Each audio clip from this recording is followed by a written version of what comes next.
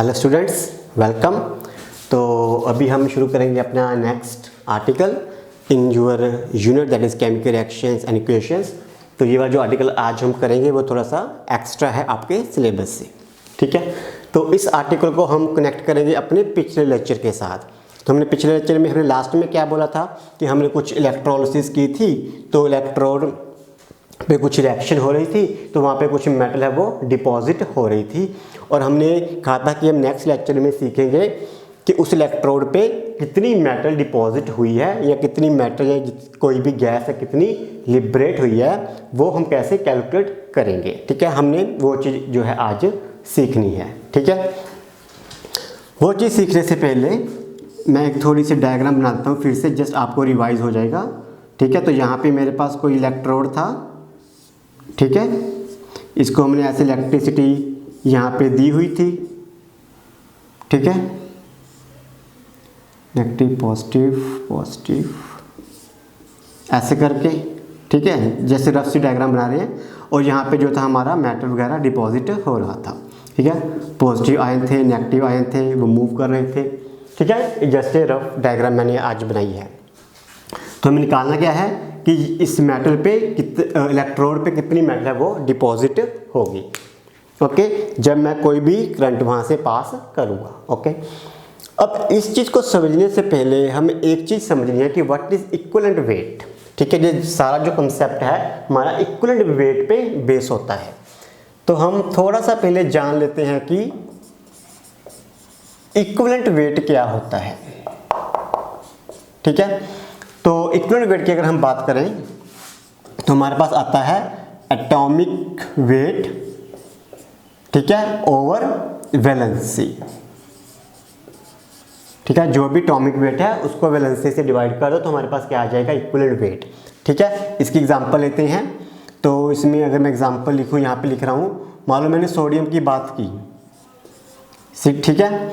अब सोडियम का मुझे इक्विवेलेंट वेट निकालना है, तो कितना होगा, एटॉमिक वेट सोडियम का कितना है, अप्रॉक्सीमेटली वैल्यू ले लेते हैं हम 23.5। उसकी वैलेंसी कितनी होती है, 1, ठीक है। क्योंकि हमें पता है कि सोडियम है जो सोडियम पॉजिटिव होता है, उस पर एक ही चार्ज होता है, उसकी एक ही वैलेंसी होती है। तो इसका इक्विवेलेंट वेट कितना आ गया, 23.5 आ गया, ठीक है। अब दूसरा को ले लेते हैं, सिल्वर ले लेते हैं। सिल्वर का एटॉमिक वेट कितना होता है, अप्रॉक्सीमेट 108 डिवाइडेड बाई 108, ठीक है। अब इस केस में हमें पता है कि सिल्वर है जो सिल्वर पॉजिटिव होता है, इसकी एक ही वैलेंसी होती है, तो इसका इक्विवेलेंट वेट कितना आ गया, एटॉमिक वेट ओवर वैलेंसी, ठीक है। अब एक एग्जांपल और लेते हैं, कॉपर की ले लेते हैं, ठीक है। कॉपर का जो हमारे पास एटॉमिक वेट होता है वो कितना होता है, अप्रॉक्सीमेट अगर वैल्यू याद रखें तो 65 अप्रॉक्सीमेट डिवाइडेड बाई 2, तो इसका हमारे पास अप्रॉक्सीमेट आ जाएगा 65 32.5 अप्रॉक्सीमेट, ठीक है। क्योंकि हमें पता है कि कॉपर क्या होता है, कॉपर +2 होता है, ठीक है। इसकी वैलेंसी कितनी है, 2, तो हम एटॉमिक वेट को 2 से डिवाइड कर दे तो हमारे पास क्या आ गया, कॉपर का आ गया, ठीक है। इसके बाद एल्यूमिनियम का ले लेते हैं। एल्यूमिनियम का जो होता है वेट कितना होता है, अप्रॉक्सीमेट 27 डिवाइडेड बाई 3, तो कितना आ गया, 9। क्योंकि हमें पता है कि एल्यूमिनियम है जो एल्यूमिनियम +3 होती है, तो इसका जो है वैलेंसी 3 है, तो हमने उसके एटॉमिक वेट को 3 से डिवाइड कर दिया। तो ये तो हो गया हमारा इक्विवेलेंट वेट। कैसे निकालते हैं, एटॉमिक वेट ओवर उसकी जो भी वैलेंसी है, that will give you the equivalent weight, ठीक है। अब एटम की जगह अगर मान लो मेरे पास कोई ऐसा कंपाउंड है सल्फेट, ठीक है। अब अभी एटम तो नहीं है, ये तो कोई मॉलिक्यूल टाइप आ गया, ठीक है। इसके इक्विवेलेंट वेट कैसे निकालेंगे, अगेन जो इसका वेट होगा सारे का विच इज़ 96 डिवाइडेड बाई 3, क्योंकि सॉरी डिवाइडेड बाई 2, ठीक है। क्योंकि यहाँ पे 2 है तो इसकी वैलेंसी 2 है, तो डिवाइडेड बाई 2 तो कितना आ गया, 48। तो इस केस में हमारे पास कितना आ गया, इक्विवेलेंट वेट 48। तो अल्टीमेटली हमने क्या सीखा कि जो भी वेट है, ठीक है, उसको डिवाइड करना है, उसके जो भी वैलेंसी वगैरह आती है, तो हम उससे हमारे पास क्या आ जाएगा, इक्विवेलेंट वेट, ठीक है।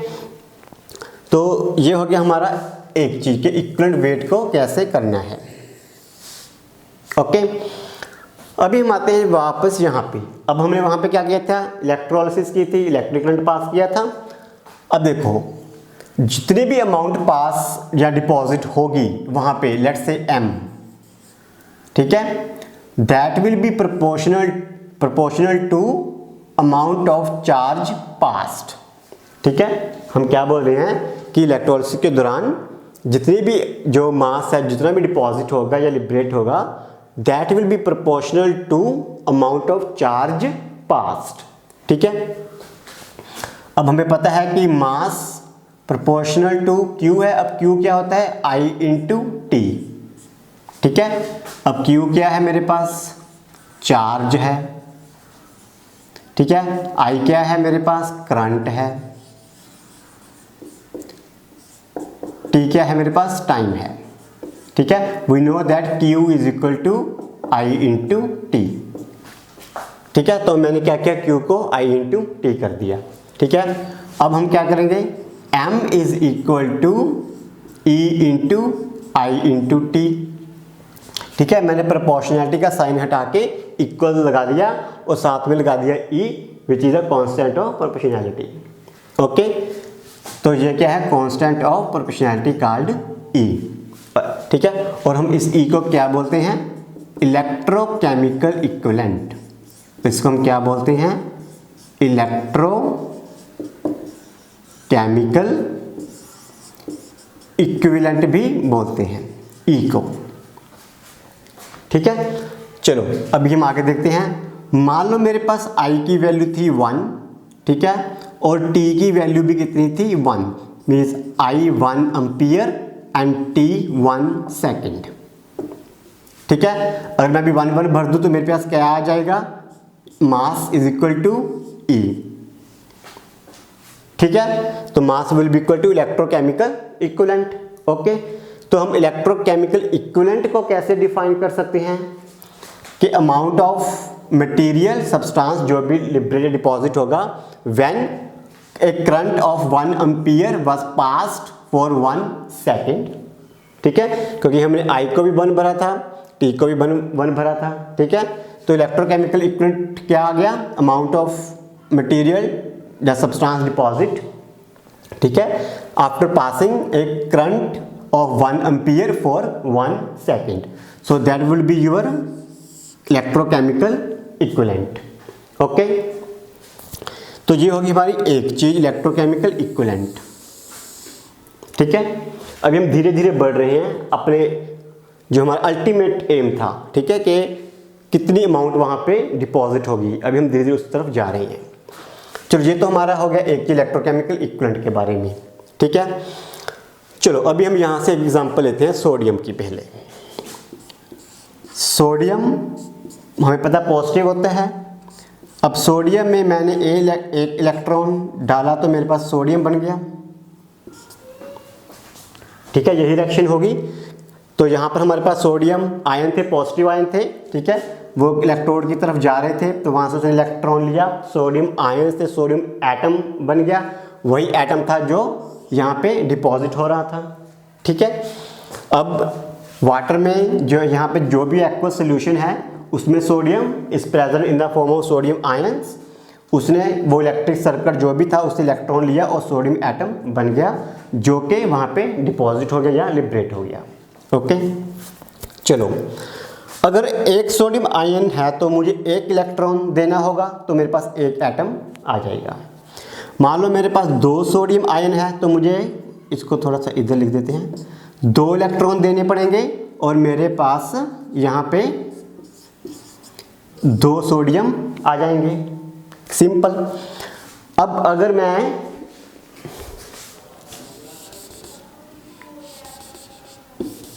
मैं यहाँ पे 3 कर दूँ तो मुझे 3 इलेक्ट्रॉन देने पड़ेंगे, 3 सोडियम बन जाएंगे। ठीक है, अगर ऐसे जब मैं इसको बढ़ाता जाऊंगा तो क्या होगा, अल्टीमेटली जितने सोडियम आयन होंगे उतने ही इलेक्ट्रॉन लगेंगे, उतने ही सोडियम एटम मेरे पास आ जाएंगे। ठीक है, यही मतलब हुआ। अब अल्टीमेटली हमने क्या किया, हमने पास किया 1 मोल ऑफ सोडियम आयन। मान लो हम बात कर रहे हैं अभी 1 मोल ऑफ सोडियम आयन। ठीक है। अगर 1 मोल सोडियम आयन है तो उसको कितने इलेक्ट्रॉन लगेंगे, 1 मोल ऑफ इलेक्ट्रॉन्स लगेंगे। अगर 1 mole of electrons 1 mole of sodium ion से कंबाइन करेंगे तो मेरे पास क्या आएगा, 1 मोल ऑफ सोडियम आ जाएगा। ठीक है, ऐसे ही होगा। अब ये 1 मोल क्या है, ठीक है, हमने पहले बात की थी 1 sodium ion, 2 sodium ion, 3 sodium ion, ठीक है, ऐसे 4, 5, 10, 20, 100।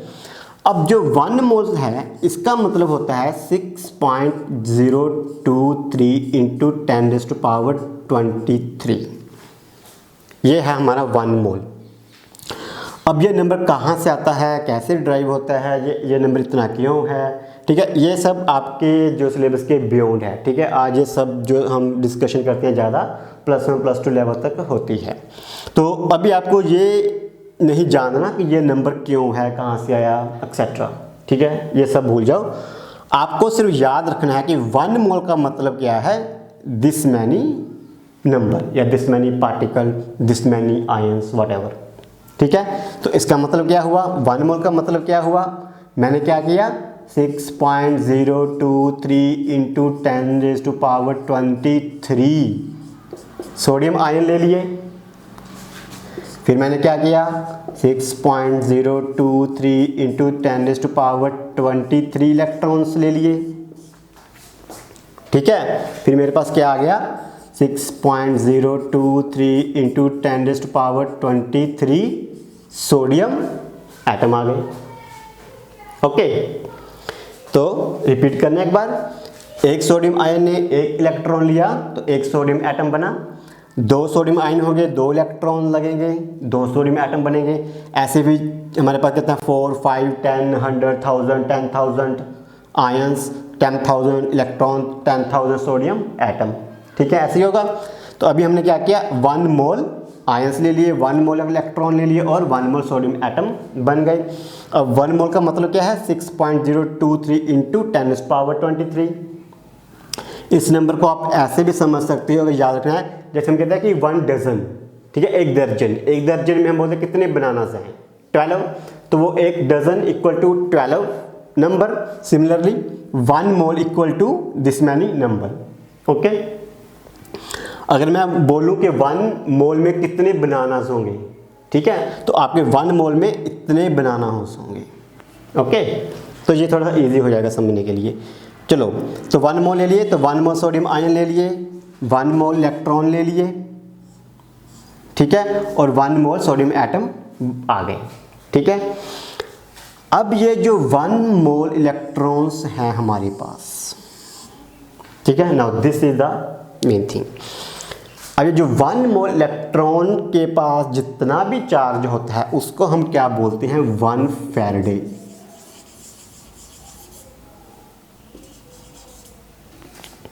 ठीक है, अब 1 मोल इलेक्ट्रॉन मतलब 6.023 इंटू 10⁻23 इलेक्ट्रॉन्स के पास जितना भी चार्ज होगा उसको हम क्या बोलते हैं, 1 फैराडे चार्ज। और उसकी जो वैल्यू आती है हमारे पास, दैट इज 96,500 अप्रॉक्सीमेटली। ठीक है, तुम्हारे पास कितना चार्ज है, एक इलेक्ट्रॉन 1 मोल इलेक्ट्रॉन के पास कितना चार्ज है, 96,500 इतना चार्ज है। उस चार्ज को हम क्या बोलते हैं, 1 फैराडे। ओके, अब इसका मतलब क्या हुआ कि 1 फैराडे करंट या चार्ज पास करने से मुझे इतने सोडियम जो है मिलेंगे, सोडियम एटम मिलेंगे। ठीक है, और ये इतने सोडियम एटम का जो हमारे पास वेट होता है, that is equal to its atomic weight, that is 23 gram. हमने कहाँ लिखा था, 23.5 ग्राम। ठीक है, अब 1 मोल जो एटम हमारे पास बनेगा उसका वेट कितना होता है, that is equal to its atomic weight. तो एटॉमिक वेट कितना था, 23.5, तो यहाँ पर भी कितना आया, अल्टीमेटली 23.5। ओके, तो अभी हमारे पास जो मेन रिजल्ट आया कि 96,500 जो हमारा कूलम में चार्ज है जो कि 1 फैराडे है, उसको पास करने से मेरे पास सोडियम का इतना वेट आ जाएगा, दैट इज 23.5 ग्राम। ओके, अब ये जो 23.5 ग्राम वेट है, ये क्या है? ये सोडियम का क्या है? Equivalent weight. ठीक है, यही तो हमने निकाला था कि ये सोडियम का क्या है? Equivalent weight. Got it? तो अभी हम क्या बोल सकते हैं कि 1 फैराडे करंट पास करने से मेरे पास कितना मेटल या एलिमेंट डिपॉजिट होगा इक्वल टू उसका जो इक्विवेलेंट वेट है उसके बराबर। ठीक है, मैं एक बार फिर से रिपीट कर रहा हूँ, यही बात इसमें इंपॉर्टेंट है, यही आपको समझनी है। ओके, हमने क्या किया? 1 मोल सोडियम आयन लिए, 1 मोल इलेक्ट्रॉन्स लिए, तो हमारे पास 1 मोल सोडियम एटम आ गए। ओके, अब जो ये चार्ज है 1 मोल इलेक्ट्रॉन्स पे, वो चार्ज की वैल्यू कितनी आती है? 96,500। ठीक है, अब 96,500 को हम क्या बोलते हैं? एक 1 फैराडे भी बोलते हैं। ठीक है, अब 1 फैराडे जो है इसको पास करने से हमारे पास कितना सोडियम डिपॉजिट हुआ? 23.5 ग्राम। ओके, अब 23.5 ग्राम क्या था? उसका इक्विवेलेंट वेट था। ठीक है, तो हम कह सकते हैं कि 1 फैराडे करंट पास, चार्ज पास करने से हमारे पास जो भी वेट होगा, डिपॉजिट होगा, वो कितना होगा? उस एलिमेंट के इक्विवेलेंट वेट के बराबर होगा। ओके, अब सोडियम के केस में हमारे पास एटॉमिक वेट और इक्विवेलेंट वेट दोनों सेम आ जाते हैं। ठीक है, बिकॉज उसकी जो वैलेंसी है एक है, क्योंकि उसको एक ही इलेक्ट्रॉन लगता है। ठीक है, so in case of sodium atomic weight और equivalent weight are the same basically. Okay, अभी इसी एग्जांपल को हम किसी और में फिट करके देखते हैं। ओके, तो मैं ये इसको लिखे रहने देता हूँ ताकि आपको याद रहेगा। हम इसको रब कर देते हैं। ठीक है, तो अभी मैं नेक्स्ट चलता हूँ। चलो, मेरे पास क्या है? सिल्वर। सिल्वर का एटॉमिक वेट कितना है? 108। उसका इक्विवेलेंट वेट कितना है? 108। ठीक है, दोनों सेम है। चलो, मैंने लिखा है सिल्वर पॉजिटिव प्लस इलेक्ट्रॉन। मेरे पास क्या आ गया? सिल्वर का एटम आ गया। ठीक है, अब मैं इलेक्ट्रोलिसिस कर रहा हूँ, सिल्वर एटम है जो मेरे इलेक्ट्रोड पे डिपॉजिट हो रहे हैं, लिबरेट हो रहे हैं। ओके, अब बताओ, अब मैंने क्या किया? अब मैंने ये जो इलेक्ट्रॉन थे, ये 1 मोल इलेक्ट्रॉन है, ले लिए। ठीक है, 1 मोल इलेक्ट्रॉन ले लिए और मैंने 96,500 चार्ज है पास कर दिया, which was equivalent to 1 Faraday. ठीक है, अब मैंने इतना चार्ज है उसमें से पास कर दिया। अब बताओ कि सिल्वर जो है कितना डिपॉजिट होगा? बताओ, इसी कंसेप्ट को लगा लो। इतना फैराडे पास करने से कितना डिपॉजिट होता है? जितना भी उसका इक्विवेलेंट वेट है। ठीक है, अब देखो सिल्वर का इक्विवेलेंट वेट कितना है? Atomic weight over 1, because silver की वैलेंसी 1 ही है, तो इक्विवेलेंट वेट कितना आ गया? 108। तो यहाँ पर भी सिल्वर कितना आ जाएगा? 108। ठीक है, यही तो हमने कहा था कि 1 फैराडे पास करने से कितना वेट डिपॉजिट होगा? जितना उसका इक्विवेलेंट वेट है। तो 1 फैराडे पास करने से कितना वेट डिपॉजिट होगा? जितना भी सिल्वर का इक्विवेलेंट वेट है। अब सिल्वर का इक्विवेलेंट वेट कितना है? 108, तो वहाँ पे 108 आ जाएगा। ओके, चलो अभी हम देखते हैं एग्जांपल कॉपर की, देख लेते हैं। अभी कॉपर +2 है, ये 2 इलेक्ट्रॉन्स लेगा और कॉपर एटम बन जाएगा। ओके, अब अगेन मैंने क्या किया? 1 मोल इलेक्ट्रॉन लिए, मीन्स 96,500 चार्ज है पास किया, जो कि 1 फैराडे होता है। ओके, चलो अब बताओ कि कॉपर का कितना जो है वेट डिपॉजिट होगा? कितना होगा? 1 फैराडे पास करने से कितना वेट डिपॉजिट होता है? जितना भी उसका इक्विवेलेंट वेट है। अब देख लेते हैं हम कॉपर का इक्विवेलेंट वेट कितना है। कॉपर का इक्विवेलेंट वेट आता है हमारे पास 32.5, तो यहाँ पर कितना आ जाएगा मेरे पास? 32.5। ठीक है, अब यहाँ पे क्या हुआ? यहाँ पे कॉपर का जो वेट डिपॉजिट हुआ वो उसके एटॉमिक वेट से कम डिपॉजिट हुआ। ओके, अब पहले केस में क्या हुआ था? सिल्वर के केस में और सोडियम के केस में जितना एटॉमिक वेट था उतना ही इक्विवेलेंट वेट था, दोनों सेम थे। सिल्वर केस में भी दोनों सेम ही थे, लेकिन कॉपर के केस में जितना उसका इक्विवेलेंट वेट था that was less than it's atomic wait. Okay, क्यों? क्योंकि कॉपर की वैलेंसी 2 है तो हमने एटॉमिक वेट को 2 से डिवाइड किया था तो हमारे पास उसका इक्विवेलेंट वेट आया था। ठीक है, अब इसीलिए यहाँ पे हमारे पास जो वेट है 32.5 ग्राम डिपॉजिट होगा, जो कि उसका एक इक्विवेलेंट वेट है। ओके, अब इस बात को आप यहाँ से भी समझ सकते हो। देखो, सिल्वर कितने इलेक्ट्रॉन ले रहा है? ओनली 1। ठीक है, कॉपर कितने इलेक्ट्रॉन ले रहा है? 2 इलेक्ट्रॉन ले रहा है। ठीक है, तो कॉपर तो ज़्यादा इलेक्ट्रॉन ले रहा है ना। अब एक एटम बनाने के लिए, ठीक है, यहाँ पे 2 इलेक्ट्रॉन लग गए, यहाँ पे एक एटम बनाने के लिए 1 ही इलेक्ट्रॉन लगा। ठीक है, तो इसका मतलब यहाँ पे जो भी अमाउंट आएगा वो हाफ होगा। ओके, क्योंकि यहाँ पे जो इलेक्ट्रॉन्स हैं वो ज़्यादा लग रहे हैं, डबल लग रहे हैं। ओके, चलो अभी एक एग्जांपल और देखते हैं। हमारे पास एल्युमिनियम की एग्जांपल देख लेते हैं। तो अभी मैं ये बाउंड्री यहाँ से रेस कर देता हूँ, तो यहाँ पे लिख लेते हैं। अभी मेरे पास क्या आ गया? एल्युमिनियम +3 में मैंने 3 इलेक्ट्रॉन लगा डाले तो एल्युमिनियम एटम बन गया। ओके, अब मैंने क्या किया?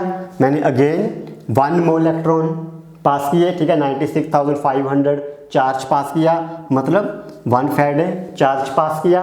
तो बताओ एल्युमिनियम कितना डिपॉजिट होगा यहाँ पे? तो 1 फैराडे पास करने से एल्युमिनियम उतना डिपॉजिट होगा जितना उसका इक्विवेलेंट वेट होगा। अब इक्विवेलेंट वेट कितना होगा? एल्युमिनियम का हम चेक कर लेते हैं। एल्युमिनियम का आता है हमारे पास 9, तो एल्युमिनियम कितना आएगा? 9 ग्राम। ठीक है, अब एल्युमिनियम का जो इक्विवेलेंट वेट है वो उसके एटॉमिक वेट से कम है। ओके, कम क्यों है? क्योंकि एल्युमिनियम है जो +3 स्टेट में होता है, तो +3 इसकी वैलेंसी है। तो हमारे पास जो है, इसको हमने एटॉमिक वेट को 3 से डिवाइड किया तो हमारे पास 9 आता है। तो इक्विवेलेंट वेट इज़ 9। तो 1 फैराडे पास करने से मेरे पास कितना जो है एल्युमिनियम आएगा? दैट विल बी द 9 ग्राम, जो कि उसका इक्विवेलेंट वेट होगा। ओके, क्लियर हो गया? ठीक है, तो अभी हम यहाँ से क्या जो है एक और जो रिजल्ट बोलते हैं निकाल सकते हैं कि अगर same amount of electricity is passed. ठीक है, अब देखो यहाँ पे कितनी पास की? 1 फैराडे। यहाँ पे कितनी पास की? 1 फैराडे। यहाँ पे कितनी पास की? 1 फैराडे। यहाँ पे कितनी पास की? 1 फैराडे। ओके, अगर same amount of electricity is passed, ठीक है, तो जो भी अमाउंट डिपॉजिट होगी वो किसके इक्विवेलेंट होगी? उसके इक्विवेलेंट वेट के। ओके, 1 फैराडे पास किया, इक्विवेलेंट वेट आ गया। 1 फैराडे पास किया, इक्विवेलेंट वेट आ गया। 1 फैराडे पास किया, इक्विवेलेंट वेट आ गया। 1 फैराडे पास किया तो इक्विवेलेंट वेट आ गया। ठीक है, अगर हम हर बार 1 फैराडे पास करेंगे तो amount deposit would be equal to equivalent weight. Okay, और बिकॉज हमने जो है 1 फैराडे ही पास किया है हर बार, तो हम अगर उसको थोड़ा सा चेंज करना चाहते हैं, इन जनरल बोलना चाहते हैं कि अगर same amount of electricity is passed, ठीक है, तो जो भी अमाउंट डिपॉजिट होगी वो किस में आएगी? उसके इक्विवेलेंट वेट के हिसाब से आएगी। ओके, तो इसकी जो एग्जैक्ट डेफिनेशन है वो भी मैं आपको बोल देता हूँ आपकी बुकलेट में से। Just 1 minute. ठीक है, तो जो हम अभी रिजल्ट निकाल रहे हैं वो हमारे पास क्या आता है कि for the passage of same quantity of electricity through different electrolyte amount of respective substance deposited at the electrodes are in the ratio of equivalent weight. ठीक है, यही हम यहाँ पे अभी समझा के चुके हैं कि जो भी इलेक्ट्रिसिटी हम पास करते हैं उसका जो वेट आता है वो इक्विवेलेंट वेट के हिसाब से आता है, और अगर सेम इलेक्ट्रिसिटी अमाउंट पास किया तो वो उसकी रेशियो में होगा। ओके, ठीक है, तो ये तो हो गया हमारा इक्विवेलेंट वेट क्या होता है, तो कितना हमारे पास जहाँ पे डिपॉजिट होगा उसके हिसाब से। ठीक है, ये थोड़ा सा मे बी आपको नीचली टफ लगे, लेकिन अगर आप ध्यान से देखोगे तो बहुत ही ईजी कंसेप्ट है। ठीक है। तो इसको अभी हम पहले रब करते हैं, फिर देखते हैं कि इसमें हम कुछ और कर सकते हैं कि नहीं, या कोई ऑन द स्पॉट हम कोई एग्जांपल बना के देख लेते हैं, तो शायद उससे आपको और भी क्लियर हो जाएगा।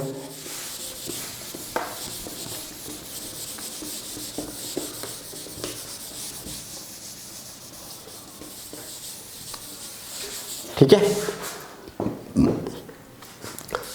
तो चलो हम एक एग्जांपल बना के देखते हैं, अगर फिट बैठती है तो हम मैं ले रहा हूँ सिल्वर ले लिया मैंने, मान लो silver positive plus electron equal to silver ले लिया। फिर मैंने कॉपर +2 इलेक्ट्रॉन ले लिए तो कॉपर आ गया। फिर मैंने एल्युमिनियम +3 लेके 3 इलेक्ट्रॉन ले लिए तो मेरे पास एल्युमिनियम आ गया। ठीक है। चलो अब ये तो हमने समझ लिया कि अगर मैं सभी से 1 फैराडे चार्ज पास करूंगा, ठीक है, 96,500 इसमें पास करूंगा तो मेरे पास कितना वेट आ जाएगा, 108 आ जाएगा। इसमें पास करूंगा तो मेरे पास 32.5 आ जाएगा। एल्युमिनियम से पास करूंगा तो 9 आ जाएगा आफ्टर पासिंग 1 फैराडे। तो मेरे पास इतना वेट आ जाएगा। ओके, अब ये वेट कौन से हैं, सारे इक्वलेंट वेट हैं। ओके, अब इक्वलेंट वेट जो है वो एटॉमिक वेट से कम है। ठीक है। अब क्वेश्चन ये है कि मान लो मुझे कॉपर में, ठीक है, इन केस ऑफ कॉपर अभी तो 32.5 पास हुआ, डिपॉजिट हुआ 1 फैराडे पास करने से। मान लो मुझे यहाँ पे 65 ग्राम चाहिए। ठीक है, I don't want 32.5, I want 65 ग्राम। और वैसे ही एल्युमिनियम में मुझे 9 ग्राम नहीं चाहिए, आई वांट 27 ग्राम। ठीक है, दिस इज माई रिक्वायरमेंट। तो बताओ कि मुझे कितने फैराडे पास करना होगा, तो मुझे कितने फैराडे पास करना होगा।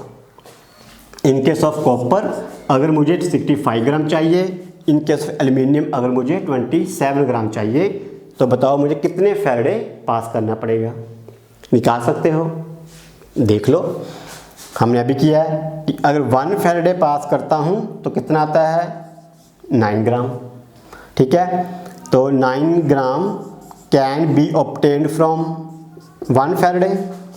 1 gram can be obtained from 1/9 faraday and 27 gram can be obtained from 27/9 faraday means 3 faraday. ठीक है, अगर मुझे 27 ग्राम चाहिए तो मुझे 3 फैराडे जो है पास करना पड़ेगा। ओके, अब वैसे ही कॉपर की एग्जांपल है। कॉपर में मुझे कितने ग्राम चाहिए, 65 ग्राम चाहिए, दैट्स माय रिक्वायरमेंट। तो देख लेते हैं, हमें पता है कि 32.5 gram that can be obtained from 1 Faraday. ठीक है, और फिर 1 gram can be obtained from 1/32.5 faraday. हमें चाहिए कितना, 65 ग्राम चाहिए, तो this can be obtained from 65/32.5। तो वैसे कितना आ गया, अप्रॉक्सीमेटली 2 फैराडे। तो कितना लगेगा हमारे पास, 2 फैराडे चार्ज।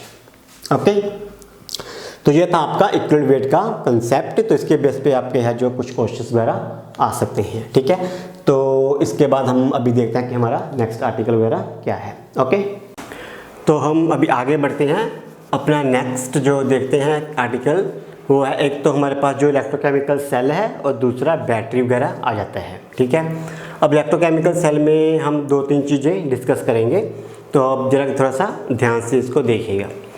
तो मैंने इलेक्ट्रोकेमिकल सेल की डायग्राम ऑलरेडी बना के रखी है ताकि हमारा टाइम ज़्यादा कंज्यूम ना हो। तो अब इसमें होता क्या, इलेक्ट्रोकेमिकल सेल में हमारे पास ये 2 सेपरेट कंटेनर हैं। ठीक है, एक ये वाला और एक ये वाला। इसमें हमने एक सोल्यूशन रखा है जिंक सल्फेट का। ठीक है, और उधर हमने रखा है कॉपर सल्फेट का। ओके, अब जिंक सल्फेट ये हमारे पास इलेक्ट्रोड है, इधर भी एक इलेक्ट्रोड है। ये इलेक्ट्रोड एज ए एनोड काम कर रहा है, मतलब नेगेटिव एंड है। वो हमारा कैथोड है जो कि एक पॉजिटिव एंड है। ओके, अब देखो, अगर आपको इलेक्ट्रोकेमिकल सीरीज याद हो जिसमें हमने कुछ 14 एलिमेंट्स की एक लिस्ट बनाई थी, जिसमें हमने लिखा था कि जो ऊपर को रहते हैं, ठीक है, टॉप की तरफ है, ठीक है, वो ज़्यादा रिएक्टिव हैं और जो नीचे हैं वो कम रिएक्टिव हैं। ठीक है। अब उसी इलेक्ट्रोकेमिकल सीरीज के बेस पे हम बात करते हैं कि जो जिंक है ये जिंक +2 में कन्वर्ट हो जाता है, गिविंग राइज टू इलेक्ट्रॉन। ठीक है, जिंक है जो जिंक +2 में कन्वर्ट हो जाता है, गिविंग राइज टू इलेक्ट्रॉन। अब ये 2 इलेक्ट्रॉन जो हैं ये कॉपर +2 एक्सेप्ट कर लेता है एंड बिकम्स कॉपर एटम।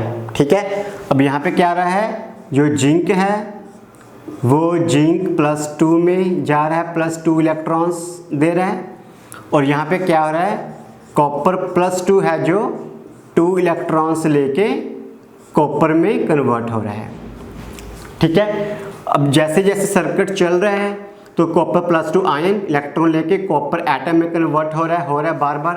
तो यहाँ पे इसका जो है कॉपर का डिपॉजिट होना शुरू हो जाता है, एटम या एलिमेंट। ठीक है, इधर डिपॉजिट होना शुरू हो जाता है और यहाँ पे जो इलेक्ट्रोड है वो थोड़ा सा डिके हो जाता है। ठीक है, यहाँ पे क्या होता है, डिके हो जाता है।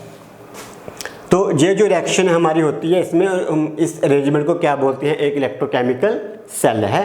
ठीक है, जिसमें कि हमारे पास 2 हाफ इलेक्ट्रोड्स हैं। ठीक है, हम इसको क्या बोलते हैं, हाफ इलेक्ट्रोड सेल। ये भी हमारे पास क्या है, हाफ इलेक्ट्रोड सेल।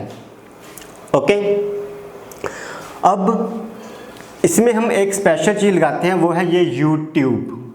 ठीक है, एक यू ट्यूब का अरेंजमेंट है, इसको हम क्या बोलते हैं, सॉल्ट ब्रिज। ठीक है, इस सॉल्ट ब्रिज में हमारे पास कुछ सॉल्ट्स वगैरह हैं, जैसे पोटेशियम क्लोराइड है, पोटेशियम नाइट्रेट है, एक्सेट्रा। ओके, अब ये एक्चुअली इसमें कम्प्लीटली अंदर डिप होते हैं ऐसे लेवल में। ठीक है, अब सॉल्ट ब्रिज का काम क्या है, एक तो जो इलेक्ट्रिक सर्किट को कंप्लीट कर देता है। ठीक है, it helps in completing the electrical circuit, और दूसरा it maintains the electrical neutrality of the solutions. Okay, इसकी ज़्यादा डिटेल्स जो है अगेन हमारे हाईएस्ट स्टैंडर्ड्स में आती है, लेकिन अभी आप यही याद रखोगे कि जो ये जो सॉल्ट ब्रिज है, एक तो ये इलेक्ट्रिकल सर्किट को कंप्लीट करता है और दूसरा जो है न्यूट्रलिटी ऑफ सॉल्यूशन उनको मेंटेन करके रखता है। ओके, ठीक है, अभी जब ये हमारे पास ये एक रिएक्शन है, ये एक रिएक्शन है। ठीक है, अब ये हम इनको बोलते हैं कि ये हाफ रिएक्शन है। ठीक है, अब हम इन दोनों को ऐड कर देते हैं। ठीक है, अब दोनों को ऐड करेंगे तो क्या बनेगा, जिंक कॉपर +2, ये इलेक्ट्रॉन कैंसिल हो जाएंगे, हमारे पास क्या आ जाएगा, जिंक +2 प्लस कॉपर। ठीक है, तो ये हमारे पास होगी एक कंप्लीट सेल रिएक्शन। ये हमारे पास थी हाफ, ये भी क्या थी, हाफ, तो ये होगी कंप्लीट सेल रिएक्शन। ओके, अब इस सेल रिएक्शन को जो हम रिप्रेजेंट करते हैं उसका भी एक खास वे होता है। तो कैसे करते हैं हम, जिंक है जो जिंक +2 में कन्वर्ट होता है, फिर हम 2 लाइन्स लगाते हैं, फिर इधर हम लिखते हैं कॉपर +2 है जो वो कॉपर में कन्वर्ट हो रहा है। ठीक है, तो हम किसी भी जो सेल रिएक्शन है, ठीक है, इसको हम ऐसे रिप्रेजेंट करेंगे, जिंक +2 कॉपर +2 टू कॉपर। अब इसमें जो कन्वेंशन है वो क्या है कि जो तो ऑक्सीडेशन हो रहा है, जहाँ पे ऑक्सीडेशन हो रही है वो हम लिखेंगे लेफ्ट हैंड साइड पे। जिंक +2 में जा रहा है तो ऑक्सीडेशन हो रही है, इसको हम लिखेंगे लेफ्ट हैंड साइड पे। कॉपर +2 कॉपर में जा रहा है तो जो रिडक्शन है वो हम लिखेंगे राइट हैंड साइड पे। ठीक है, और इन दोनों को सेपरेट करेंगे विद 2 वर्टिकल लाइंस जो कि रिप्रेजेंट करती है हमारा सॉल्ट ब्रिज। ओके, तो ये होता है हमारे पास एक इलेक्ट्रोकेमिकल सेल। ओके, अब इसमें एक चीज़ आती है कि इलेक्ट्रोड पोटेंशियल। ठीक है, अभी हमने बात की हाफ सेल रिएक्शन की, फिर हमारे पास एक कंप्लीट सेल रिएक्शन आ गई। ठीक है, उसमें अरेंजमेंट की बात की, आयंस कहाँ गए, इलेक्ट्रॉन्स कहाँ गए, उसकी बात की। अब इसमें एक चीज़ आती है इलेक्ट्रोड पोटेंशियल। अब इलेक्ट्रोड पोटेंशियल क्या चीज़ है, देखो हमारे पास जहाँ पे एक इलेक्ट्रोड लगा है, ठीक है, यहाँ पे एक सोल्यूशन है जिंक सल्फेट का, और इसमें जिंक आयंस हैं, कुछ इलेक्ट्रॉन्स का गेन हो रहा है या लॉस हो रहा है। ठीक है, यहाँ पे कुछ गेन या कुछ लॉस हो रहा है। अब जब ये अरेंजमेंट होता है हमारे पास, ठीक है, जैसे एक सोल्यूशन है उसमें मैंने कुछ मतलब इलेक्ट्रोड को डिप करके रखा है। ठीक है, और वहाँ पे इधर ऑक्सीडेशन हो रही है या रिडक्शन हो रही है, तो इसकी वजह से जो ये इलेक्ट्रोड है इसकी इंटरफेस पे, ठीक है, जो भी इसकी इंटरफेस सरफेस है और जो ये सोल्यूशन है, ठीक है, इनके बीच एक पोटेंशियल डिफरेंस सेटअप हो जाता है। ओके, मैं रिपीट करता हूँ, जैसे ये इलेक्ट्रोड है, इसका जो ये इंटरफेस है या सरफेस है और ये जो सोल्यूशन है मेरे पास, ठीक है, क्योंकि यहाँ पे कुछ इलेक्ट्रॉन्स का लेन देन हो रहा है तो उसकी वजह से इन दोनों के बीच इंटरफेस और सोल्यूशन या जो सरफेस है वहाँ पे एक पोटेंशियल डिफरेंस सेटअप हो जाता है। ठीक है, अब वो पोटेंशियल डिफरेंस कैसे सेटअप होता है, क्यों होता है, वो हम इतना डिटेल में नहीं देखेंगे, बस आपको याद रखना है कि पोटेंशियल डिफरेंस है जो वो सेटअप हो जाता है और उसको हम क्या बोलते हैं, इलेक्ट्रोड पोटेंशियल। ओके, अब इस वाले में क्या है कि हाफ इलेक्ट्रोड पोटेंशियल है, वो भी क्या है, हाफ इलेक्ट्रोड पोटेंशियल है, तो ये हमारा क्या हो गया, कंप्लीट सेल का पोटेंशियल। अब इसमें जो भी आएगा वो क्या आ जाएगा मेरे पास, एक सेल का पोटेंशियल। ठीक है, तो ये हो गया हमारा इलेक्ट्रोकेमिकल सेल के बारे में थोड़ा सी इन्फॉर्मेशन। ठीक है, इसमें देख लेते हैं और टॉपिक क्या है आपकी बुकलेट में।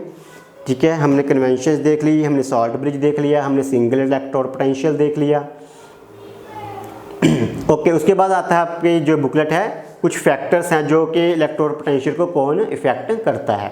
ठीक है, एक तो इसमें है हमारे पास chemical nature of the element. ठीक है, अब पता नहीं मान लो जिंक है या कॉपर है, जो भी एलिमेंट होगा उसके हिसाब से हमारे पास जो है इलेक्ट्रोड पोटेंशियल आएगा, किसी का ज़्यादा हो सकता है, किसी का कम हो सकता है। ठीक है, उसके बाद नंबर ऑफ इलेक्ट्रॉन्स ट्रांसफर। ठीक है, अब इस केस में तो जिंक था तो जिंक +2, कॉपर +2 इलेक्ट्रॉन्स का जो लेन देन होता था, हो सकता है किसी केस में जो 1 इलेक्ट्रॉन हो। ठीक है, सिल्वर हो सकता है तो 1 हो सकता है, एल्यूमिनियम हो सकता है तो 3 इलेक्ट्रॉन्स हो सकते हैं, तो depends on number of electron transferred. उसके बाद टेम्परेचर का भी इसमें इफेक्ट होता है, उसकी डिटेल्स फिर अगेन आपके सिलेबस में नहीं है, तो बट यू कैन रिमेंबर कि temperature also effect the electrode potential. ठीक है, उसके बाद आता है based on degree of dissociation. वो हमने पहले भी किया था कि स्ट्रॉन्ग इलेक्ट्रोलाइट्स होते हैं, कुछ वीक इलेक्ट्रोलाइट्स होते हैं। जो स्ट्रॉन्ग इलेक्ट्रोलाइट्स होते हैं वो ऑलमोस्ट कंप्लीटली डिसोशिएट हो जाते हैं, आयोनाइज हो जाते हैं सोल्यूशन में। ठीक है, तो डेफिनेटली वो ज़्यादा इलेक्ट्रिसिटी कंडक्ट करेंगे तो उनका पोटेंशियल ज़्यादा हो जाएगा। और जो वीक इलेक्ट्रोलाइट्स होते हैं वो 100% या ऑलमोस्ट 100% डिसोशिएट नहीं होते। ठीक है, तो वहाँ पे वो इलेक्ट्रिसिटी जो है कम कंडक्ट करते हैं। ठीक है, उसके बाद आता है हमारे पास potential discharge of the ion. अब पोटेंशियल डिस्चार्ज ऑफ आयन में क्या आता है हमारे पास। ठीक है, तो इसको हम थोड़ा सा ही बताएंगे, अदरवाइज ये काफ़ी मतलब थोड़ा सा कॉम्प्लिकेटेड है। प्रेफरेंशियल में हमारे पास जो आता है कि मान लो कोई 2 आयन्स हैं। ठीक है, A पॉजिटिव है, B पॉजिटिव है, मान लो कोई P+2 आयन है या Q+2 आयन है, कोई भी 2 आयन्स हैं। ठीक है, अब कोई भी हमारे पास मान लो इलेक्ट्रोड है। ठीक है,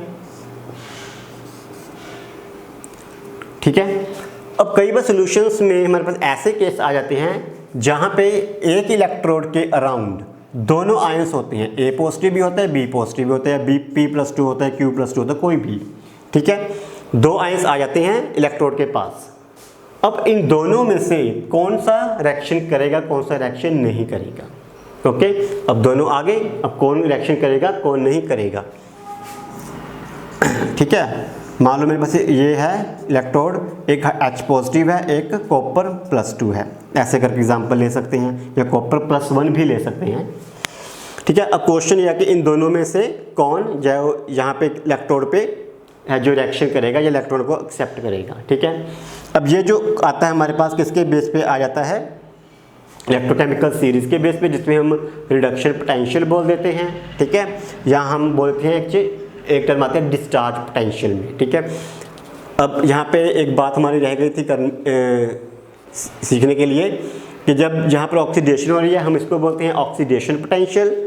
यहाँ पे जो रिडक्शन है इसको हम कहते हैं, जो भी पोटेंशियल सेटअप होगा रिडक्शन पोटेंशियल। ओके, यहाँ पे ऑक्सीडेशन हो रही है ऑक्सीडेशन पोटेंशियल, जहाँ पे रिडक्शन हो रही है वो होगा उसका रिडक्शन पोटेंशियल।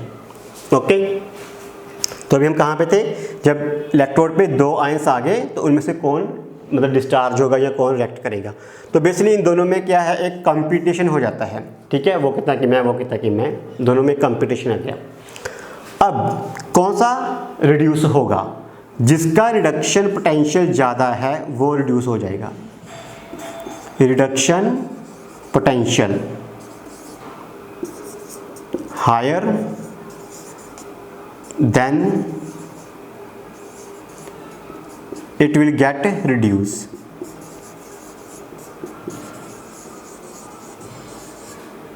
ठीक है, अब जिसका रिडक्शन पोटेंशियल हायर होगा वो पहले रिड्यूस हो जाएगा।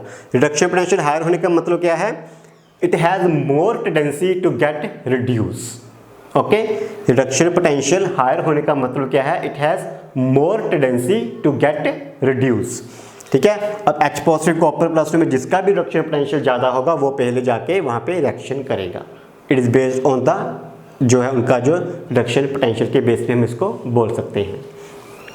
और दूसरी हम टर्म यूज़ करते हैं डिस्चार्ज पोटेंशियल आल्सो।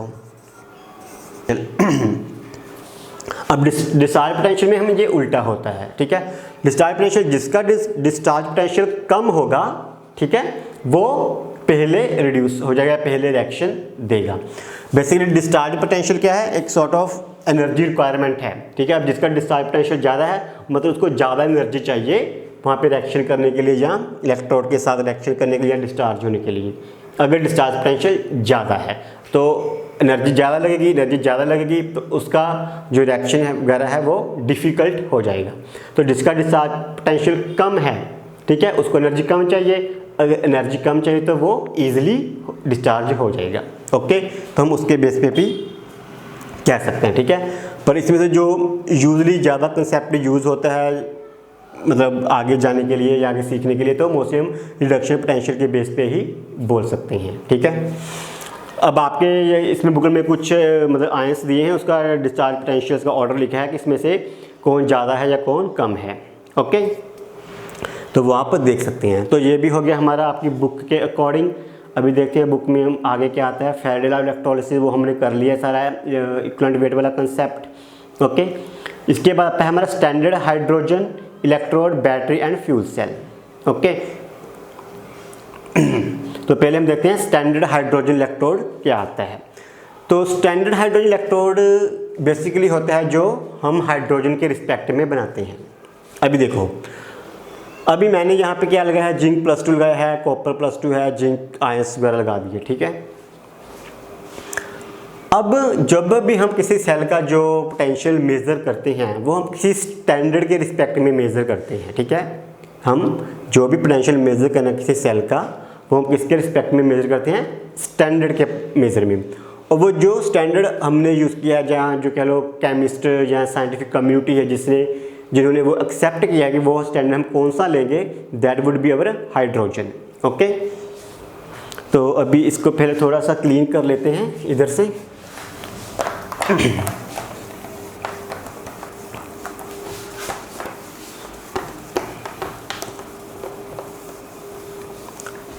ठीक है, तो अभी हमारे पास क्या है, स्टैंडर्ड इलेक्ट्रोड पोटेंशियल जो कि जिसके रिस्पेक्ट में है जो हम बाकी सभी सेल्स का इलेक्ट्रोड पोटेंशियल जो है मेज़र करते हैं। तो इसमें हमारे पास क्या होता है, जो स्टैंडर्ड है हमारे पास जस्ट एक ऐसे वही हाफ सेल वाला बना हुआ है। तो इसमें हमारे पास HCl का सोल्यूशन रहता है। ठीक है, इसमें एक ऐसे प्लेटिनम वायर लगी रहती है, यहाँ पे कुछ स्ट्रिप्स सी होती है, तो इसको एक ग्लास के अंदर ऐसे फिक्स किया हुआ होता है। ठीक है, और इसको हम ऊपर से टैग कर देते हैं ऐसे। ठीक है, और यहाँ से हम हाइड्रोजन गैस को बबल करते हैं। ठीक है, ये फिगर आपकी बुकलेट में बनी हुई है। तो यहाँ पे हाइड्रोजन गैस अंदर जा रही है और यहाँ पर हमारे पास HCl है। ठीक है, तो अब यहाँ पे एक पोटेंशियल सेटअप हो जाएगा, हमने पहले भी बात की थी।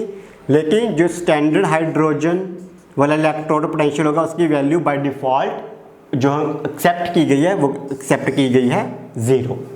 ठीक है, अब ये 0 है तो इसके रिस्पेक्ट में मैं अगर मैं यहाँ पे हाइड्रोजन वाला इलेक्ट्रोड लगा दूँ, ठीक है, तो यहाँ पे जिंक आ जाएगा, तो मुझे जिंक की वैल्यू नोन हो जाएगी। ठीक है, अगर मैं कॉपर लगा दूंगा तो दूसरी तरफ हाइड्रोजन रख लूँगा तो मुझे कॉपर की वैल्यू नोन हो जाएगी। ओके, क्योंकि इसकी वैल्यू जो है हमने एक्सेप्ट कर लिया है या मान के चलते हैं कि 0 है। ठीक है, अंडर स्टैंडर्ड कंडीशंस। तो ये हो गया हमारा स्टैंडर्ड हाइड्रोजन इलेक्ट्रोड जो कि यूज़ किया जाता है बाकी सेल में उनके पोटेंशियल को मेज़र करने के लिए। तो जो भी वैल्यू आएगी वो उसी की होगी, जिंक की या कॉपर की। क्यों? क्योंकि हाइड्रोजन की हमने क्या किया है, 0 एक्सेप्ट की हुई है। ओके, तो ये हो गया हमारा standard hydrogen electrode. Okay, just थोड़ा सा आपको पढ़ना है, नोट करना है, कुछ ज़्यादा इसमें है नहीं है। इसके बाद हमारे पास जो टॉपिक आता है वो आता है batteries and fuel cell. Okay, तो बैटरी की मैंने एक डायग्राम ऑलरेडी बना के रखी है, जो घर में हम बैटरी यूज़ करते हैं, ये सेम बैटरी है, ठीक है। लेकिन चलो आजकल तो काफ़ी एडवांस वर्जन आ गए हैं। तो जो हमारे पास जो इनिशियली बैटरी थी, जब मतलब डिस्कवरी की गई थी, तो क्या होता है, ये हमारे पास बाहर एक जो है सॉर्ट ऑफ कंटेनर बोल लो, ये वाला, ठीक है। ये किस चीज़ का बना हुआ है, ये जिंक का बना होता है। इसके अंदर एक अमोनियम क्लोराइड और जिंक क्लोराइड की पेस्ट है। ओके, इसके अंदर एक और पार्टीशन है, ठीक है। उसके अंदर मैग्नीज डाइऑक्साइड प्लस कार्बन है। ओके, और इसके अंदर एक ग्रेफाइट की और इलेक्ट्रोड है या रॉड है, ठीक है। तो बाहर क्या है, जिंक, फिर ammonium chloride plus zinc chloride की एक पेस्ट है, फिर उसके अंदर मैंगनीज डाइऑक्साइड प्लस कार्बन, ठीक है, फिर उसके अंदर ग्रेफाइट है। ओके, ये जो अरेंजमेंट है, ये हमारे पास एक सिंपल फॉर्म ऑफ जो है बैटरी की अरेंजमेंट है। इसमें अगेन हमारे पास एनोड होता है, कैथोड होता है, कुछ रिएक्शंस होती हैं, ठीक है। वो सब हम इतनी डिटेल में आपके लिए जरूरी नहीं है, तो जस्ट आपको जस्ट थोड़ी सी नॉलेज देने के लिए कि जो बैटरी है उसमें ये ऐसी अरेंजमेंट होती है, ठीक है। हमें ज़्यादा जो है रिएक्शंस की डिटेल की जरूरत नहीं है यहाँ पे। इसके बाद अब हमारे पास आता है फ्यूल सेल।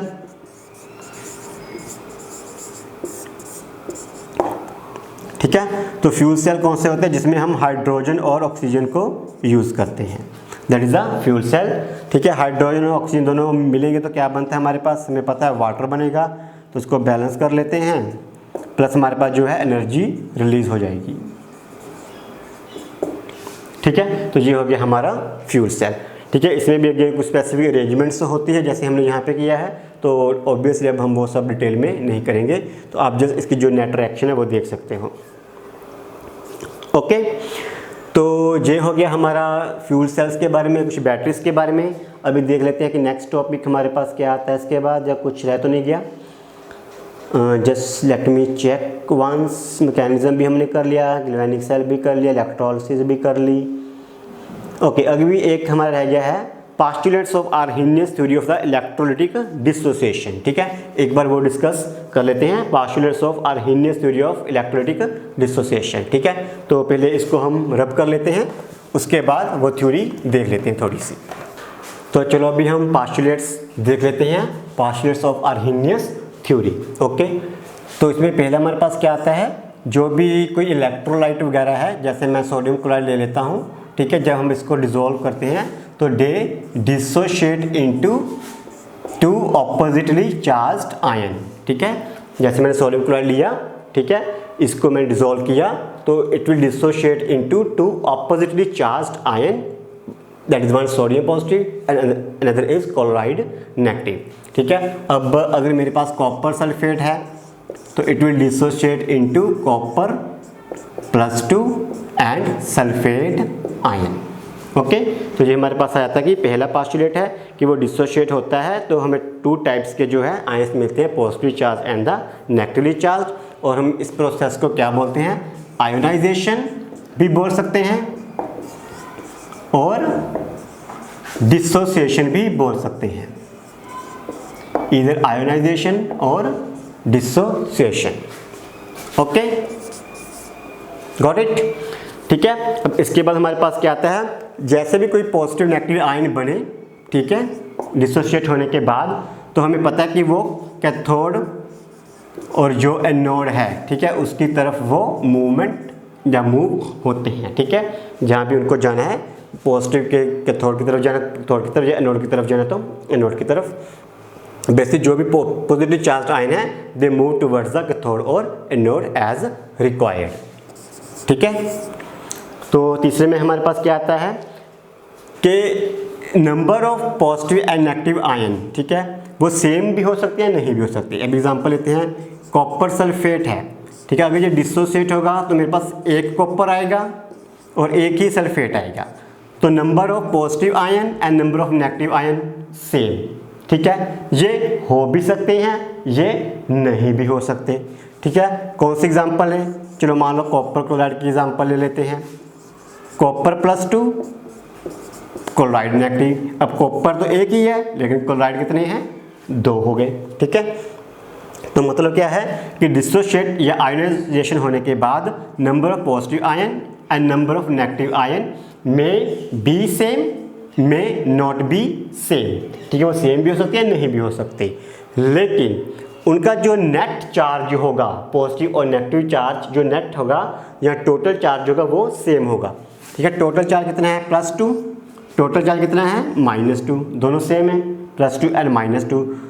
यहाँ पर पॉजिटिव चार्ज कितना है, +2, यहाँ पे नेगेटिव चार्ज कितना है, -1, लेकिन ये 2 है, टोटल कितना हो गया, -2। ठीक है, तो लेकिन उनका नंबर ऑफ आयंस में नॉट बी सेम, बट जो चार्ज कैरी करेंगे वो पॉजिटिव और नेगेटिव दोनों का मिला के सेम होगा। तो so that we have maintain the electrical neutrality. ठीक है, तो जो सोल्यूशन की जो इलेक्ट्रिकल न्यूट्रलिटी है वो क्या हो जाएगी, मेंटेन रहेगी। ठीक है, इसके बाद हमारे पास आता है कि जब भी जो आयन डिसोसिएट होते हैं, जैसे कि AB है, they stay in the equilibrium, A+B and B negative. ठीक है, तो उनके बीच एक इक्विलिब्रियम स्टैब्लिश हो जाता है। ओके, ये था 4th, और हमारे पास 5th क्या आता है, fraction of total number of molecule that are present in the ion solution का डिग्री ऑफ आयन। ओके, तो जो लास्ट पॉइंट क्या आता है, अब जो हमने पहले भी एक बार डिस्कस किया था कि जैसे जो मेरे से AB है जो डिसोशिएट हुआ। ठीक है, अब मान लो मैंने क्या ले लिया, फिर मान लो मेरे पास शुरू में 100 थे, तो हो सकता है यहाँ पर 199 बन गए हों। ठीक है, और मान लो मैंने 100 लिए तो हो सकता है यहाँ पे 50 रह गए हों।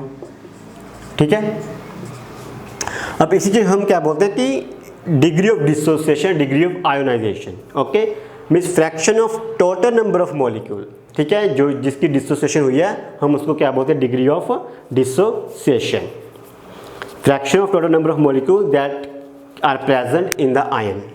तो सेम बात ही है। ठीक है, फ्रैक्शन हम कैसे निकालेंगे, इस केस में तो हम बोल सकते हैं कि ऑलमोस्ट 100%। ठीक है, 90 एंड ऑलमोस्ट 100, तो यहाँ पर क्या है 50%। ठीक है, तो ये क्या है बेसिकली इसकी degree of dissociation, degree of ionisation. ठीक है, तो मतलब टोटल में से 50% ही आयोनाइज हुए हैं, यहाँ टोटल में से 100% ही आयोनाइज या डिसोसिएट हो गए हैं। ठीक है, तो ये आगे हमारे कुछ पॉइंट्स है पार्शियल ऑफ आर्हेनियस थ्योरी के, आप जैसे उसको रीड कर सकते हो, समझ सकते हो। I think that should be the good enough. Okay, चलो अभी देखते हैं कि हमारा कुछ और टॉपिक इसमें रहता है, तो अगर नहीं रहता तो फिर हमारा ये जो है टॉपिक आर्टिकल या यूनिट है फिनिश हो जाएगा। फिर हम देख लेते हैं अगर इसके हमें कुछ क्वेश्चंस वगैरह करने हैं तो वो भी देख सकते हैं। ओके, तो आर्टिकल्स हैं जो सारे थ्योरी पार्ट के हिसाब से वो कंप्लीट हो गए हैं, तो अभी हम थोड़े से कपल ऑफ क्वेश्चंस है वो देख सकते हैं, तो वो भी साथ साथ डिस्कस हो जाएंगे। ओके, तो आपकी जो बुकलेट है उसमें पेज नंबर है 105, objective question bank foundation builder. ठीक है, तो यहाँ से हम कपल ऑफ क्वेश्चंस देख लेते हैं। तो हमारे पास फर्स्ट क्वेश्चन है, for the following reaction zinc carbonate give rise to zinc oxide and carbon dioxide. ठीक है, तो क्वेश्चन में हमें क्या दिया है, पहले क्वेश्चन में zinc carbonate give rise to zinc oxide plus carbon dioxide.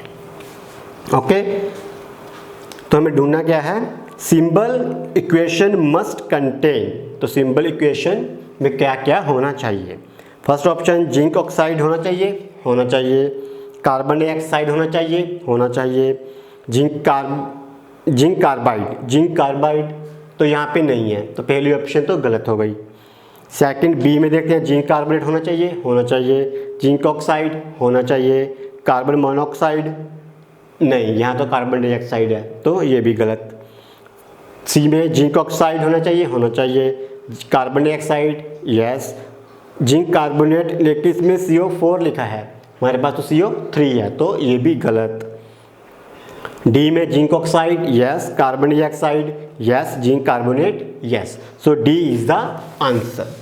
ठीक है, क्वेश्चन को अगर सिंबल की फॉर्म में लिखेंगे तो हमारे पास कौन कौन सा आएगा, डी में zinc oxide, carbon dioxide and zinc carbonate. Okay, आगे है methane plus oxygen plus carbon dioxide plus water दिया है, simple equation for the above word equation will be, ठीक है। तो हमें क्या क्या दिया है, मीथेन दिया है plus oxygen, methane plus oxygen giving rise you carbon dioxide plus water vapour, ठीक है। तो ये तो होगी वर्ड की फॉर्म में, अभी हमें इसको किस फॉर्म में लिखना है, सिंबल की फॉर्म में। तो कौन कौन सा ऑप्शन आ सकता है, C2H6, C2H6 मीथेन होता है, नहीं मीथेन में तो एक ही कार्बन होता है। बी में C2H8, नो ये भी नहीं हो सकता क्योंकि अगेन 2 कार्बन आ गए।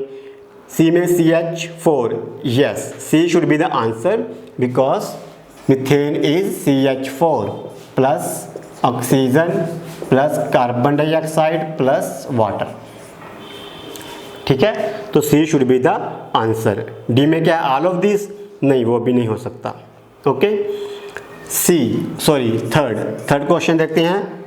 एल्यूमिनियम दिया है प्लस HCl, हमारे पास आ गया एल्यूमिनियम ट्राइक्लोराइड प्लस हाइड्रोजन, ठीक है। तो उसने कोएफिशिएंट्स लिखे हैं A, B, are a constant for balancing of above reaction the value of AB। तो हमें AB की वैल्यू ढूंढनी है, तो A कहाँ पे है, यहाँ पे है, और B कहाँ पे है, यहाँ पे। तो बेसिकली हमें इक्वेशन को पहले बैलेंस करना है, उसके बाद जो भी कोएफिशिएंट आएगा वो AB की वैल्यू हो जाएगी, ओके। तो देख लेते हैं। एल्यूमिनियम एक है, एल्यूमिनियम क्लोराइड 3 है, तो यहाँ पे हम क्या कर देते हैं 3 aluminium plus 3 HCl giving rise to aluminium chloride plus H2। अब हाइड्रोजन कितने हैं, हाइड्रोजन हो गए यहाँ पे 3, यहाँ पे कितने हैं 2, तो यहाँ पे ज़्यादा है, यहाँ पे कम है, तो यहाँ पे हमें मल्टीपल करना पड़ेगा। कितने से मल्टीपल करना पड़ेगा, 3/2 से, बिकॉज 3/2 इज़ 1.5, 1.5 इंटू 2 इज़ 3, हमें 3 ही चाहिए, ठीक है। अब क्योंकि इस क्वेश्चन को ऐसे नहीं लिख सकते, हमें जो भी डिनोमिनेटर है उससे इसको मल्टीपल करना पड़ेगा। तो 2 aluminium plus 6 HCl plus 2 aluminium chloride plus 3 hydrogen, ठीक है। तो आंसर आ गया 6 और 3। तो 6 और 3 तो कोई ऑप्शन यहाँ पे है नहीं, ओके। 5 और 3 भी नहीं है, 6 और 0.5 है, 3 और 3/2, ओके। तो इसने बेसिकली 2 से मल्टीपल नहीं किया, इसने इसी को आंसर में लिख दिया 3 और 3/2 को, ठीक है। तो ठीक है, 3 और 3/2 वो भी सही है, ठीक है। अब टेक्निकली हम ऐसे नहीं कर सकते, जैसे कि हम डिस्कस भी किया था, लेकिन अब उसने क्वेश्चन में जो क्वेश्चन में यही ऑप्शन दिए हैं, तो ठीक है हम वही ऑप्शन को चूज़ कर सकते हैं, ओके। तुम्हारे पास आंसर क्या आ गया, B as per the question, okay. अगर उसने 6 और 3 भी लिखा होता मल्टीपल करने के हिसाब से, तो वो भी आंसर हमारा ठीक हो जाता, ओके। चलो अभी नेक्स्ट देखते हैं। Which of the following reaction is a redox reaction as well as displacement reaction, okay. अब रेडॉक्स रिएक्शन कौन सी होगी, जिसमें ऑक्सीडेशन होगी, रिडक्शन होगी, ठीक है, इलेक्ट्रॉन्स का गेन होगा, इलेक्ट्रॉन का लॉस होगा, और डिस्प्लेसमेंट होगी, ठीक है। तो इसमें से अगर मैं देखूं तो आंसर आएगा हमारे पास सी, ओके। क्योंकि एल्यूमिनियम जो है एल्यूमिनियम +3 में कन्वर्ट हो रहा है, जो कि एक ऑक्सीडेशन है। Aluminium plus HCl give rise to aluminium trichloride plus hydrogen, ठीक है। अब देखो यहाँ पे हमारे पास एल्यूमिनियम, इसकी ऑक्सीडेशन स्टेट क्या है एल्यूमिनियम की, यहाँ पे 0, यहाँ पे ऑक्सीडेशन स्टेट क्या है एल्यूमिनियम की +3, ठीक है। क्योंकि 3 क्लोराइड लगे हैं, हमें पता है कि Cl होता है जो नेगेटिव होता है, ओके। तो एल्यूमिनियम कितना होगा +3, तभी तो चार्ज है जो बैलेंस होगा, एल्यूमिनियम +3 और क्लोराइड से -3, +3 - 3 0, तो एल्यूमिनियम कितना हो गया +3। तो बेसिकली एल्यूमिनियम 0 से कहाँ चला गया +3, जो कि एक ऑक्सीडेशन हो गई। हमने कहा था कि removal of electron is oxidation, ठीक है। अभी देख लेते हैं HCl के केस में क्या हुआ।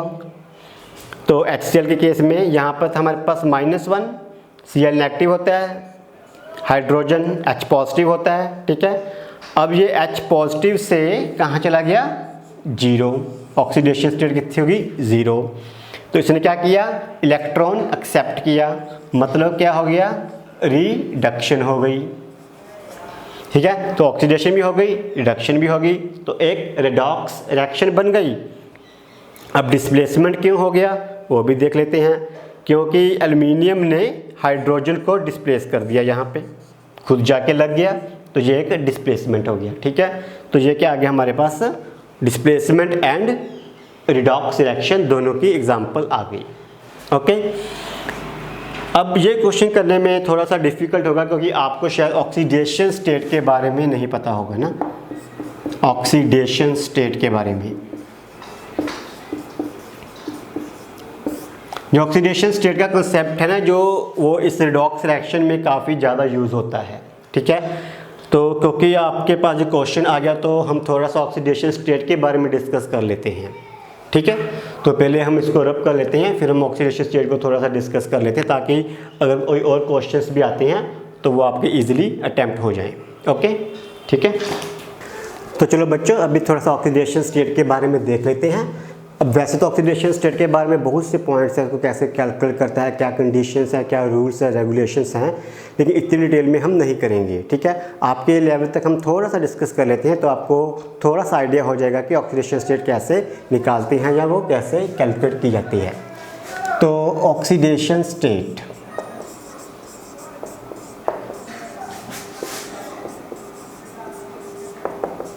अब ये है क्या चीज़ oxidation state, it is a charge which an atom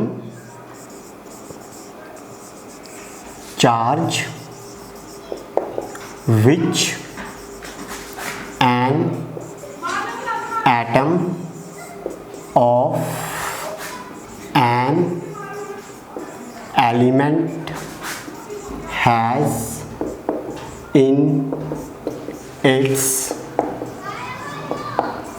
ionic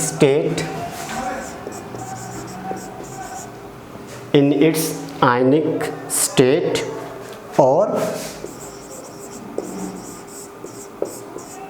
appears to have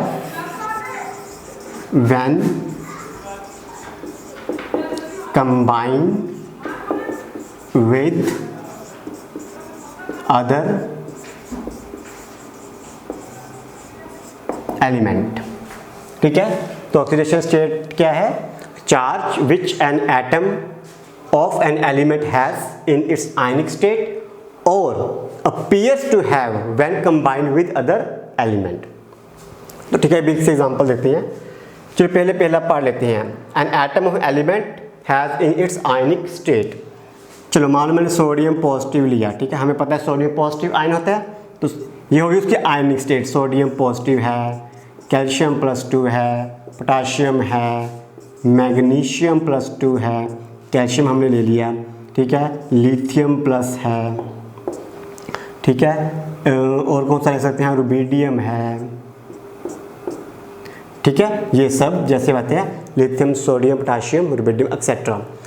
तो जे कौन सी होगी हमारे आयनिक स्टेट में, ठीक है। कोई भी एलिमेंट है या atom of an element ionic state में जो भी उसका चार्ज है, ठीक है, वही उसकी क्या है, ऑक्सीडेशन स्टेट है, ठीक है। ये होगी सारे पॉजिटिव वाले। अब हम अगर नेगेटिव वाले देखना चाहते हैं तो मान लो F नेगेटिव है, Cl नेगेटिव है, ब्रोमीन नेगेटिव है, ठीक है। तो ये आयनिक स्टेट में है, ठीक है। तो इनकी ऑक्सीडेशन स्टेट क्या है, -1। तो यहाँ पे माइनस में है, यहाँ पे प्लस में है, तो इसका मतलब ऑक्सीडेशन स्टेट प्लस भी हो सकती है, माइनस भी हो सकती है, ठीक है, पहली बात। अभी हम आगे चलते हैं कि कंबाइंड स्टेट में कैसे देखते हैं। अब मान लो कंबाइंड स्टेट में मेरे पास मान लो एग्जांपल है HCl की, ठीक है। अब HCl एक कंपाउंड है, एक मॉलिक्यूल है, ठीक है। अब इसमें ऑक्सीडेशन स्टेट क्या होगी, अब इसमें ऑक्सीडेशन स्टेट निकालने का तरीका क्या है,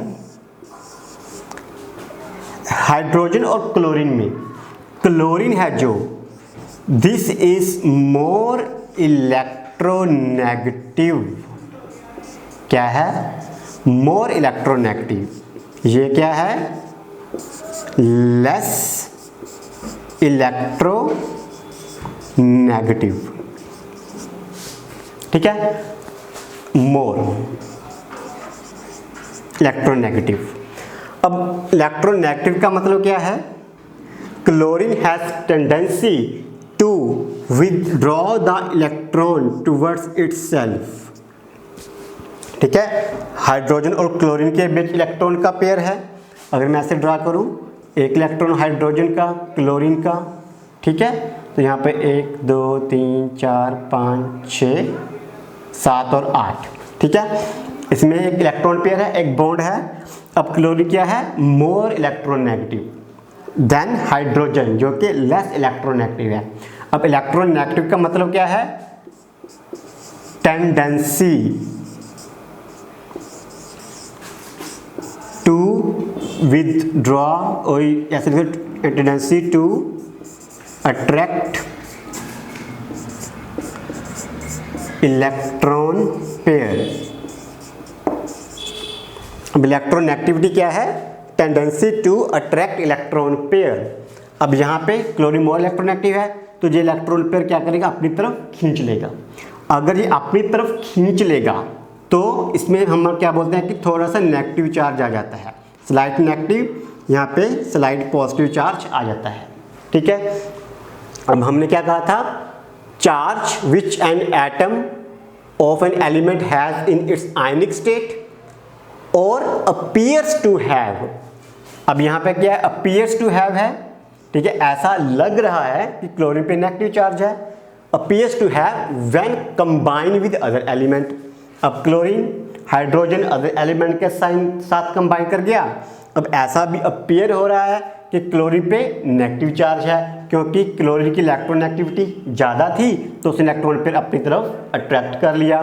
तो अब क्लोरीन पे ऑक्सीडेशन स्टेट क्या आ जाएगी, -1 की आ जाएगी, और यहाँ पे +1 की आ जाएगी, ठीक है, +1, ठीक है। तो यही हमने उसकी डेफिनेशन में कहा था कि एलिमेंट की आयनिक स्टेट में जो चार्ज है या कंबाइंड स्टेट में अपीयर हो रहा है कि वो चार्ज उस पर होगा, तो वो क्या होती है, उसकी ऑक्सीडेशन स्टेट वगैरह। अब हमने देखा कि ऑक्सीडेशन स्टेट पॉजिटिव भी हो सकती है, नेगेटिव भी हो सकती है, ठीक है। पॉजिटिव एग्जांपल ले ली, नेगेटिव भी ले ली। अब ऑक्सीडेशन स्टेट 0 भी हो सकती है, ओके। अब 0 की एग्जांपल कौन सी आती है, जैसे मेरे पास हाइड्रोजन है, ठीक है, इसमें क्या है, हाइड्रोजन 2 इलेक्ट्रॉन हाइड्रोजन, ठीक है, यहाँ पे इलेक्ट्रॉन पेयर है, बॉन्ड बना हुआ है। अब दोनों हाइड्रोजन ही हैं, दोनों की इलेक्ट्रोनेगेटिविटी तो सेम है। अगर दोनों की इलेक्ट्रोनेगेटिविटी सेम है तो इलेक्ट्रॉन पेयर बिल्कुल सेंटर में रहेगा, ठीक है, ये किसी भी हाइड्रोजन की तरफ ज़्यादा अट्रैक्ट नहीं होगा, ठीक है। तो इस केस में हम क्या बोलते हैं, हाइड्रोजन की जो ऑक्सीडेशन स्टेट कितनी आ जाती है, 0, ठीक है। अब वैसे ही अगर मैं Cl2 क्लोरीन ले लूँ तो भी 0 है, फ्लोरीन ले लूँ तो भी 0 है, ब्रोमीन ले लूँ तो भी 0 है, ठीक है। और एग्जांपल है हमारे पास ऑक्सीजन ले लूँ उसकी भी 0 है, ठीक है, नाइट्रोजन ले लूँ उसकी भी 0 है, ठीक है, ऐसे करके।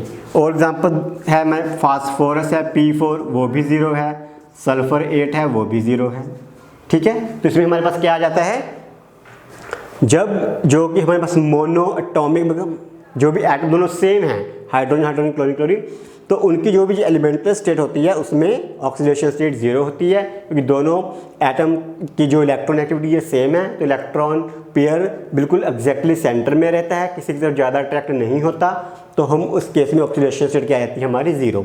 अदरवर्ड जो भी एलिमेंटल स्टेट्स हैं यहाँ पे, तो उनकी ऑक्सीडेशन स्टेट क्या होगी हमारे पास, 0, ठीक है। अब हमने जो एग्जांपल ली थी किसकी ली थी, एल्यूमिनियम क्लोराइड की ली थी इस क्वेश्चन में एग्जांपल, ठीक है। अब बताओ एल्यूमिनियम में, ठीक है, मान लो एल्यूमिनियम की निकालनी है, ठीक है। अब एल्यूमिनियम है, क्लोरीन लगा है, क्लोरीन लगा है, क्लोरीन लगा है, ठीक है। अब हमें पता है कि क्लोरीन जो है एल्यूमिनियम से ज़्यादा इलेक्ट्रोनेगेटिव है, तो ये इलेक्ट्रॉन थोड़े थोड़े अपनी तरफ खींच के रखेगा, ठीक है, क्योंकि ये ज़्यादा इलेक्ट्रोनेगेटिव है तो यहाँ पे स्लाइटली नेगेटिव बोल सकते हैं। ठीक है, तो टोटल ऑक्सीडेशन स्टेट कितनी आ जाएगी हमारे पास 3। ठीक है, तो इस तरीके से हम जो है ऑक्सीडेशन स्टेट्स को देख सकते हैं, निकाल सकते हैं। अब क्वेश्चन ये है कि यहाँ पे ऑक्सीडेशन स्टेट एल्यूमिनियम 3Al3 के केस में पॉजिटिव आएगी कि नेगेटिव आएगी। ठीक है, वो अभी थोड़ा सा देख लेते हैं कि वो कैसे चेक करना है।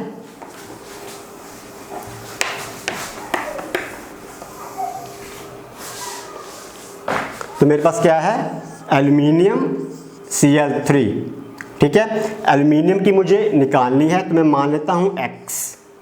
ओके, प्लस 1 क्लोरीन की कितनी आती है -1, 3 क्लोरीन की कितनी आएगी -3, plus -3।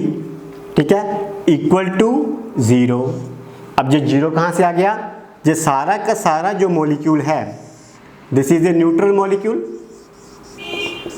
This is a neutral molecule, कोई चार्ज नहीं है, तो इनका सम है जो इंडिविजुअल एटम्स की ऑक्सीडेशन स्टेट का जो सम है वो क्या होगा 0। ओके, अब देख लो एल्यूमिनियम जो X था वो कितना आ गया हमारे पास 3 आ गया। ओके, ठीक है, तो अभी एग्जांपल और लेते हैं। मान लो मेरे पास SO4 -2 है।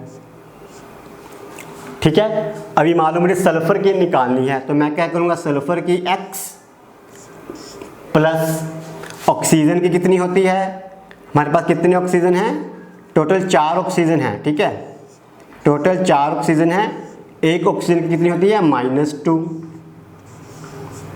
Equal to again -2। ठीक है, सल्फर की मुझे निकालनी है X, ऑक्सीजन की कितनी होती है -2। ठीक है, ये आपको याद रखना है, ऑक्सीजन कितनी है -2, तो -2 लगा दिया। ऑक्सीजन है कितने 4, तो 4 लगा दिया, इक्वल टू -2। क्यों, क्योंकि ये जो पूरा मॉलिक्यूल है इस पे चार्ज कितना है -2, तो वहाँ पे -2 आ गया। ओके, अब इसको निकाल लेते हैं, X -8 equal to -2, X equal to -2 plus 8, X equal to 6। तो इसमें सल्फर की ऑक्सीडेशन स्टेट कितनी आ गई मेरे पास 6। ओके, अभी आप कहोगे कि यहाँ पे तो हमने बोला था ऑक्सीजन की 0 होती है, अब यहाँ पे हमने कह दिया कि ऑक्सीजन की -2 होती है, ऐसा क्यों? देखो वहाँ पे जो ऑक्सीजन है इसकी एलिमेंटल स्टेट में है, कंबाइंड स्टेट में नहीं है। ऑक्सीजन एटम ऑक्सीजन के साथ लगा हुआ है, दोनों की इलेक्ट्रोनेगेटिविटी सेम है तो इसलिए वो 0 है। लेकिन यहाँ पे ऑक्सीजन सल्फर के साथ अटैच है, it is in combined state. ठीक है, तो जब कंबाइंड स्टेट में आता है तो ऑक्सीजन की कितनी होती है -2। अब उसको याद कैसे रखना है ऑक्सीजन के केस में, मान लो मेरे पास वाटर है। ठीक है, अब वाटर में ऑक्सीजन की कितनी होती है -2, because oxygen is more electronegative than the hydrogen atom. ठीक है, अब ऑक्सीजन है, हाइड्रोजन है, हाइड्रोजन है, ये ज़्यादा इलेक्ट्रोनेगेटिव है तो ये माइनस होगा, हाइड्रोजन लेस इलेक्ट्रोनेगेटिव है तो ये पॉजिटिव होगा। ठीक है, अब ऑक्सीजन की निकालनी है X प्लस इसकी एक 2 equal to 0, because water is neutral molecule, तो टोटल 0, तो X इक्वल टू -2, तो ऑक्सीजन की कितनी आ गई -2। तो मोस्ट ऑफ द केसेस में ऑक्सीजन की ऑक्सीडेशन स्टेट जो कंबाइंड स्टेट में होगा तो वो क्या होगी -2। ओके, तो ये थोड़ा सा था हमारे लिए ऑक्सीडेशन स्टेट्स के बारे में। ठीक है, समझ आ जाए तो अच्छी बात है, अगर नहीं भी आता तो जितना भी आपको समझ आ रहा है वो आप इसमें से कर लेना। ठीक है, अगर एक बार रिपीट करना तो मैं क्विकली रिपीट कर देता हूँ। ऑक्सीडेशन स्टेट क्या है, charge which an element in the element state has in its ionic form और appears to have when combined with other element। हमने कौन सी एग्जांपल ली, हमने पहले एग्जांपल ली सोडियम वगैरह की। ठीक है, हमने यहाँ पे क्या कहा, सोडियम आयन है, कैल्शियम +2 है, पोटाशियम +1 है, तो ये आयन है। ठीक है, इस पे जो भी चार्ज है वही उसकी ऑक्सीडेशन स्टेट है। ठीक है, अब ये पॉजिटिव भी हो सकती है, नेगेटिव भी हो सकती है। इन केस ऑफ नेगेटिव हुई है फ्लोरीन क्लोरीन ब्रोमीन। ठीक है, इसमें अगर मैं ऑक्सीजन को ऐड करना चाहूँ तो ऑक्सीजन को भी ऐड कर सकता हूँ O-2। ठीक है, कंबाइंड स्टेट की बात करें अभी। ठीक है, चलो ऐसा करो, इसमें रहने दो, नहीं तो आपको कन्फ्यूजन हो जाएगा। ठीक है, तो ये है पॉजिटिव और नेगेटिव। तो अभी न्यूट्रल की बात करें तो जो भी हमारे पास होमो मतलब सेम एटम वाले कंपाउंड्स हो गए या एलिमेंटल स्टेट होगी, जैसे hydrogen chlorine bromine fluorine etcetera, इनमें इलेक्ट्रोनेगेटिविटी सेम है। तो इलेक्ट्रॉन पेयर है जो सेंटर में रहता है, तो हम इसको क्या बोलते हैं, इनकी ऑक्सीडेशन स्टेट क्या सभी की 0। ठीक है, हाइड्रोजन क्लोरीन, यहाँ पे ऑक्सीजन नाइट्रोजन फास्फोरस सल्फर, इन सभी की क्या होगी 0। ठीक है, अब अगर हमारे पास एक एग्जांपल थी जो हमने शायद रेस कर दी HCl की, एलिमेंटल स्टेट में कैसे निकालते हैं, जो भी इलेक्ट्रॉन नेगेटिव एटम होगा उसकी तरफ इलेक्ट्रॉन ज़्यादा को अट्रैक्ट होगा, उस पर स्लाइटली नेगेटिव चार्ज होगा, यहाँ पे पॉजिटिव चार्ज होगा। तो कंबाइंड स्टेट में इट अपीयर्स टू हैव, तो ऐसा ही लग रहा है कि यहाँ पे नेगेटिव है, तो क्लोरीन की कितनी हो जाएगी -1, हाइड्रोजन कितनी हो जाएगी +1। ठीक है, ये तो हो गया हमारा मॉलिक्यूल के केस में। ऐसे एल्युमिनियम ट्राइक्लोराइड, एल्युमिनियम की मान लो निकालनी है X, क्लोरीन की -1 होती है, -1 because chlorine is more electronegative than the aluminium, तो वो -3 होगा, तो X कितना आ जाएगा हमारे पास +3, तो aluminium is +3 in this case. ठीक है, सल्फेट के केस में सल्फर की X 4 ऑक्सीजन है, हर एक पे कितनी है -2, ऑक्सीजन की कंबाइंड स्टेट में कितनी होती है -2, तो ओवरऑल कितनी है -2 बिकॉज इस मॉलिक्यूल पे पूरे पे कितना चार्ज है -2, तो X कितना आ जाएगा हमारे पास 6। ऐसे ही हमारे पास कितनी है वाटर की। ओके, तो यही कुछ है जो आपकी बुक में लिखा हुआ है बुकलेट में। तो यहाँ पे ऑक्सीडेशन नंबर की डेफिनेशन को थोड़ा सा डिफरेंट वे से लिखा हुआ है, इलेक्ट्रोनेगेटिविटी की टर्म में डिफाइन किया गया है, वो भी हमने डिस्कस किया है, और वैसे भी हमने थोड़ा सा डिफरेंट वे से भी डिस्कस कर लिया है। ठीक है, जो हमने अभी डिस्कस किया है this was like a little bit part of the oxidation state या ऑक्सीडेशन नंबर के बारे में। अदरवाइज +1 +2 के लेवल के हिसाब से अगेन यहाँ इसमें काफ़ी कुछ रूल्स वगैरह और ऐड होते हैं, तो हम वो हायर क्लासेस में स्टडी करते हैं। ठीक है, तो इसके साथ है जो आपका ऑक्सीडेशन स्टेट वाला थोड़ा सा पार्ट कंप्लीट हो गया, तो इसके साथ हमारा जो पहला यूनिट है वो भी कंप्लीट हो जाता है। इसमें आपकी जो बुकलेट है उसके आप क्वेश्चन कीजिए, होम असाइनमेंट है, क्लास असाइनमेंट है, कुछ ऑब्जेक्टिव क्वेश्चन है डिफरेंट लेवल्स के। ठीक है, तो वो आप सभी आराम से बैठ के कीजिएगा, तो कुछ भी डाउट्स वगैरह आता है तो हम उससे पूछ सकते हैं। ओके, तो तब तक के लिए आप अपना हार्डवर्क जारी रखिए। ठीक है, तो prepare well for your exam and good luck and thank you.